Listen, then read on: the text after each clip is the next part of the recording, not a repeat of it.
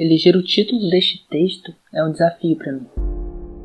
Já passo dos 30, mas somente agora decidi me entender melhor. A vida de um gay cristão é totalmente diferente das dos demais. E isso porque a sua luta é contra si mesmo. A sensação de que você é um produto com defeito de fábrica te acompanha a cada instante. E tudo fica mais difícil quando um colega, um amigo seu se casa, constrói família. Tudo isso é muito lindo. Mas por que é difícil? Por que causa incômodo? Confesso que até uma certa inveja. Não por causa da mulher, mas sim pela vontade de viver o mesmo. De ser normal e viver esse lindo sonho também. Contudo, não é possível. Pois você não é como seus colegas. E não se identifica como seus colegas. Com seus amigos, você é diferente. No entanto, o que é ser normal? Temos 2 mãos, 2 pés, 2 olhos, alguns de nós até um belo corpo. Outros são esportistas, gênios em suas respectivas atividades, porém com uma peculiaridade: se sentir atraído por pessoas do mesmo sexo. Seria tudo isso uma crueldade de Deus? Pois em seu livro sagrado, em 2 ocasiões, é abertamente contra as relações homossexuais. Uma no Antigo e outra no Novo Testamento. Sendo que a segunda, de 1 Coríntios 6, verso 9 e 10, diz claramente que os que vivem em tais práticas não entrarão no reino dos céus. E então, o que fazer? Sinceramente, eu não sei. Eu sempre fui tratado de forma diferente pelos meus colegas de escola, pelos irmãos da igreja e até por alguns da minha família. Nos meus primeiros anos de idade, eu era tratado como louco e depois na juventude como viado. Não por apresentar trejeitos efeminados, mas por escolher me isolar, já era motivo para que as pessoas me olhassem de forma diferente. Na minha infância, sofri bullying os mais absurdos, ao ponto de ser espancado pela escola inteira durante o recreio. Funcionários e até professores da escola ficaram contra mim, alegando que eu era o problema. Fui abusado sexualmente dentro desta escola também, além de mais 2 outras ocasiões que não vou contar o caso. O ponto era que durante os meus primeiros anos da infância, eu queria mesmo namorar com as meninas, acredita. Mas em um momento da vida, em função do desprezo, da fama de doido, a coisa virou. Não sei dizer se era pela minha baixa autoestima, ou se era por algo que talvez já existisse em mim, ou se é por causa de uma maldição. Já que a minha mãe acredita que tudo isso começou quando, com 5 anos, eu, segundo ela, zombei de uma travesti que era pai de santo. Aliás, eu nem zombei. Só achei estranho na época ver um homem com roupas femininas. Eu nunca tinha visto uma. A questão é que mesmo ela me fazendo pedir desculpas à moça, ela acredita que a mesma possa me ter lançado uma maldição. Aliás, minha mãe também é cristã. A primeira vez que me peguei vendo um órgão genital masculino foi na 3ª série. Eu tinha 9 anos e ele já devia ter uns 13. Eu não sabia. Era um colega de classe. Ele sempre usava um moletom e ficava excitado dentro de sala. E o tamanho me impressionava, já que se tratava do contraste de um menino de 9 anos e outro de 13 já na puberdade. Ali começava o meu martírio, a comparação com os órgãos genitais dos outros. Esse colega acabaria se aproveitando disso em uma oportunidade. Hoje eu tenho ele em uma das minhas redes sociais, mas não trocamos 2 palavras sequer. A partir daí as coisas para o lado da sexualidade iriam de mal a pior. Aos 11 anos foi que comecei mesmo a me abrir para a homossexualidade.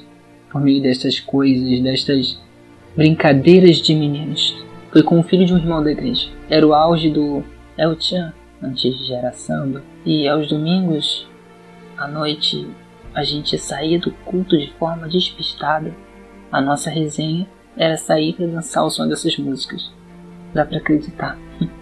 Nunca gostei de axé music. E foi através desse rapaz que a minha sensualidade se desenvolveu.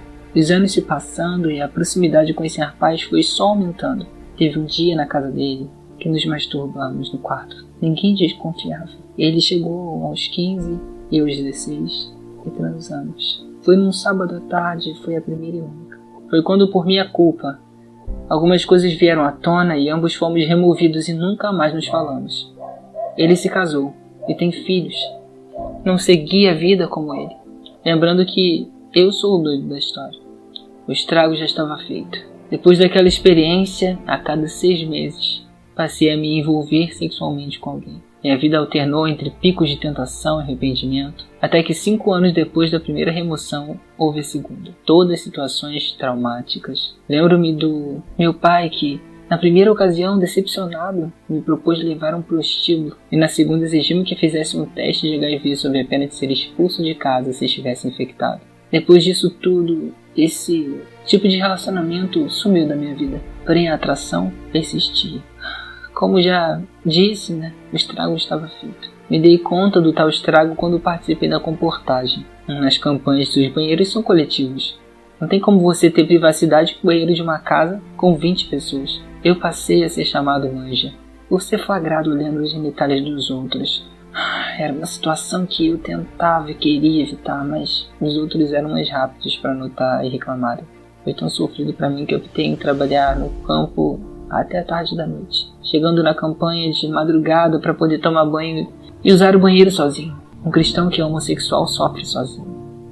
A partir dessa época passei a evitar quaisquer tipos de toques com outras pessoas e cometi o erro de confessar o meu problema para uns outros colegas, e teve um que disse na minha cara que não me abraçaria nunca mais. Hoje tenho ele no meu Facebook, mas não consigo trocar palavras com ele de forma agradável.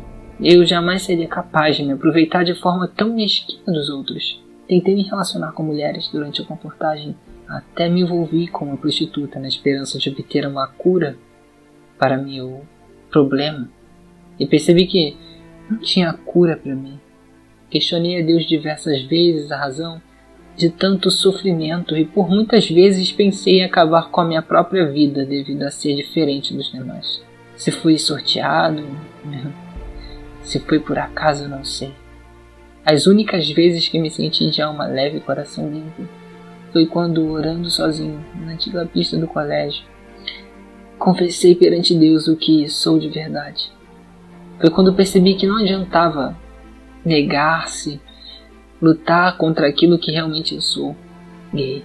Depois de velho, encontrei uma mulher maravilhosa que gosta de mim e tem interesse em se casar comigo, sem a mesma sequer ter me visto. Mas eu me pergunto, como a farei feliz sendo homossexual? A verdade é que não tem como ser feliz vivendo uma mentira. Não se pode esconder uma luz debaixo de uma cama.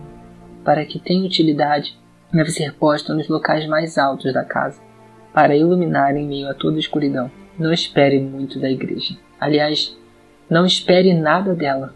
Deixei por último a minha relação com a igreja para que vocês percebam como é a vida de um homossexual na igreja. Na segunda remoção, o pastor distrital que me removeu me rebatizou, estimulou-me a cursar teologia e depois me entrevistou com o presidente em relação ao chamado. Me deixou meu nome.